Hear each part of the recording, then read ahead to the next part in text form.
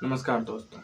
इस वीडियो में हम बात करेंगे सुप्रीम कोर्ट द्वारा जिस प्रकार से 14 विपक्ष पार्टियों द्वारा दायर की गई याचिका को खारिज कर दिया गया, आखिर क्या वजह हैं और ये 14 विपक्षी पार्टियां जो है वो याचिका दायर क्यों की थी। शुरू करने से पहले एक छोटी सी अपील, यदि आपको अच्छा लगता हो वीडियो तो प्लीज़ लाइक करें, शेयर करें और सब्सक्राइब करें। दरअसल दोस्तों, ये यदि पूरी वाकया जान लें कि आखिर ये जो विपक्षी पार्टियां हैं ये याचिका दायर क्यों की थी, क्योंकि ये जो जिस प्रकार से आजकल ईडी, सीबीआई, इनकम टैक्स का छापा पड़ रहा है, चाहे वो कांग्रेस के नेता हो, आम आदमी पार्टी के नेता हो, बंगाल के जो टीएमसी हैं, ममता बनर्जी की पार्टी, उनके नेता हो, या फिर बिहार में राजद के जो नेता हैं, आम आदमी पार्टी जैसा कि हमने कहा, फिर जो केसीआर की जो पार्टी है, उनकी बेटी जो के केवता है, उनकी जो टीआरएस करके अब तो उसका नाम बीआरएस हो गया, इन सभी पार्टी और भी बहुत सारे विपक्षी पार्टियां हैं या क्षेत्रीय दल हैं, इन सब दल के जो नेता हैं, इन पे इनकम टैक्स का रेड पड़ता है। कई बार ईडी का रेड पड़ता है, छापा पड़ता है, कई बार सीबीआई का छापा पड़ता है। और ये लोग एक तरह से आज के डेट में एक गुट होने का प्रयास कर रहे हैं और एक साथ एक विपक्ष एक मोर्चा बनाने का प्रयास कर रहे हैं। और यही लोग इस बात के लिए सुप्रीम कोर्ट में गए थे कि आखिर बीजेपी क्यों विपक्षी पार्टियों पे ही सिर्फ रेड करवाती है, क्योंकि अभी केंद्र में बीजेपी की सरकार है। तो उसका मानना है कि बीजेपी एक तरह से टारगेटेड रूप से जो विपक्षी पार्टियां हैं उस पर ये छापे डाल रही है। उसका सिर्फ और सिर्फ मकसद है कि अपने विपक्ष को कमजोर कर देना और हर जगह अपनी सरकार, हर राज्य में अपनी सरकार बनाना और केंद्र में बार बार अपनी सरकार बनाना। यही याचिका ये सब विपक्षी पार्टियों कुल मिलाकर 14 विपक्षी पार्टी थी और सुप्रीम कोर्ट में याचिका दायर की थी कि आखिर केंद्र सरकार जो बीजेपी की सरकार है वो इस केंद्रीय एजेंसियों का क्यों जो इस्तेमाल है वो सिर्फ और सिर्फ विपक्ष दल के जो नेता हैं उसी के लिए कर रहे हैं। इस पे एक सुनवाई हो और कहीं ना कहीं किसी प्रकार से वो उम्मीद कर रहे थे सुप्रीम कोर्ट से कि उसे एक राहत मिले, जो आज जिस प्रकार से उन्हें एक बहुत बड़ा झटका लगा आज के तारीख में।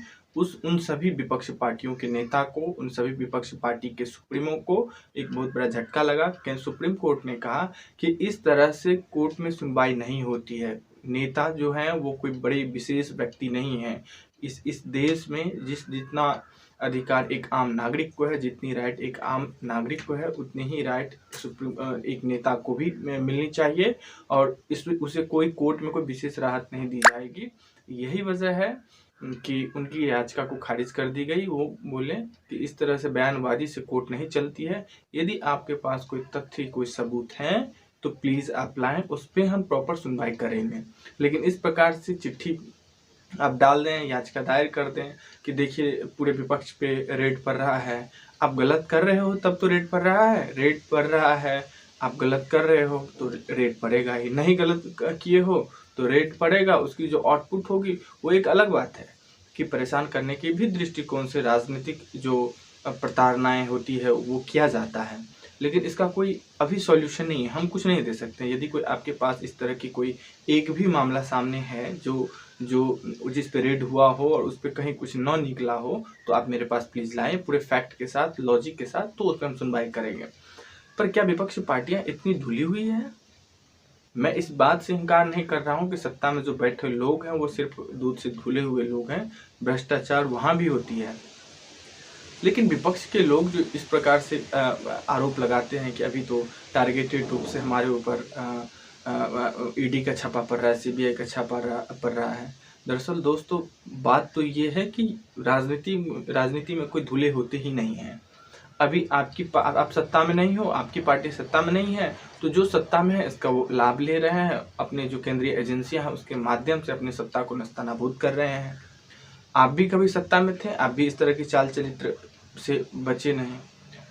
एक समय था जब कांग्रेस सत्ता में थी तो कांग्रेस भी इस तरह की काम करती थी, वो एक अलग बात है कि वो इतनी हद तक नहीं की, लेकिन किए तो आप भी ना। अब जब आप सत्ता में आना, आप भी जो अभी बीजेपी कर रही है उससे भी टॉप लेवल पे चल जाना। लेकिन आप भ्रष्टाचार किए हो, कांग्रेस हो, आम आदमी पार्टी हो, आम आदमी पार्टी के जो अभी कई नेता जेल में है, मनीष सिसोदिया हो, सत्येंद्र जैन हो, अब भ्रष्टाचार के आरोप में जेल में तो हो, आपको राहत तो नहीं मिल रही है। सत्येंद्र जैन को 10 महीना से बेल नहीं मिल रहा है, मनीष सिसोदिया 2 महीना से जेल में है। आप करप्शन किए हो, लीकर जो पॉलिसी थी उसमें इरेगुलरिटी के तहत आपने कुछ गड़बड़ी की है, जिसके वजह से आपको आज सलाखों के पीछे धकेला जा रहा है। राजद पे कई बार कई तरह के भ्रष्टाचार का मामला सामने आया है। जो विपक्ष नेता हैं, ममता बनर्जी की जो पार्टी टीएमसी है, उनके जो भतीजा हैं, विवेक करके शायद उसका कुछ नाम है, उस पर भी भ्रष्टाचार का आरोप है। तो ये तमाम नेता जो हैं वो भाजपा में भी हैं और बाकी जो विपक्षी दल हैं उसमें भी हैं, लेकिन अभी भाजपा चूंकि सत्ता में है तो वो इस्तेमाल कर रही है। ठीक है कि अभी वो भ्रष्टाचार कर रही है, लेकिन वो सत्ता में है तो खुद को बचाए रख रही है, बाकी सारी जगहों को क्लीन करना चाह रही है। जब वो सत्ता से बाहर होगी, विपक्ष जब सत्ता में आएगा तो वो भाजपा को क्लीन करेगी।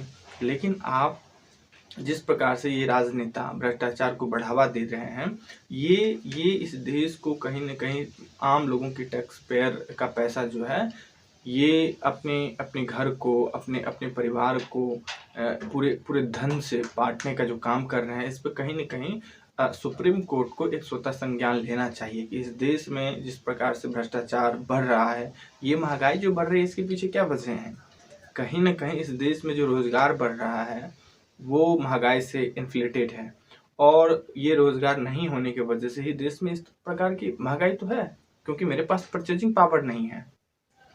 तो देखना होगा आगे किस प्रकार से ये चीज़ें आगे बढ़ती है, और कहीं ऐसा ना हो कि सुप्रीम कोर्ट ही खुद आगे आके स्वतः संज्ञान लेकर के इस भ्रष्टाचारी नेताओं के लिए कुछ नियम बनाए, कुछ इस देश के आम नागरिकों के लिए कुछ राहत का काम करें। तो आज बस इतना ही। आज का यही एक अपडेट था कि सुप्रीम कोर्ट में दायर याचिका को सुप्रीम कोर्ट के जज ने खारिज कर दिया। वो क्योंकि इस तरह की बयानबाजी से कोर्ट नहीं चलती है। सुप्रीम कोर्ट ने कहा सारी 14 विपक्ष पार्टियों को, जो 14 विपक्ष पार्टी मिलकर याचिका दायर की थी कि आपके पास किसी विशेष केस में आपके पास कोई फैक्ट है, कोई लॉजिक है, कोई तर्क है, कोई डॉक्यूमेंट है, तो आप वो मेरे पास लाएं, मैं उस पर सुनवाई करूंगा। लेकिन ये रैंडम जो 14 विपक्ष पार्टी आप मेरे पास आ गए हैं एप्लीकेशन लेके, एप्लीकेंट बन के, कि देखिए हम पे इस प्रकार की कार्रवाई हुई है, इस तरह से कोर्ट की कार्रवाई नहीं चलती है। और इसी आधार पर सुप्रीम कोर्ट ने इस याचिका को रिजेक्ट कर दी है। तो आज बस इतना ही। अच्छा लगा हो तो प्लीज़ वीडियो को लाइक करें, शेयर करें, सब्सक्राइब करें। Thank you.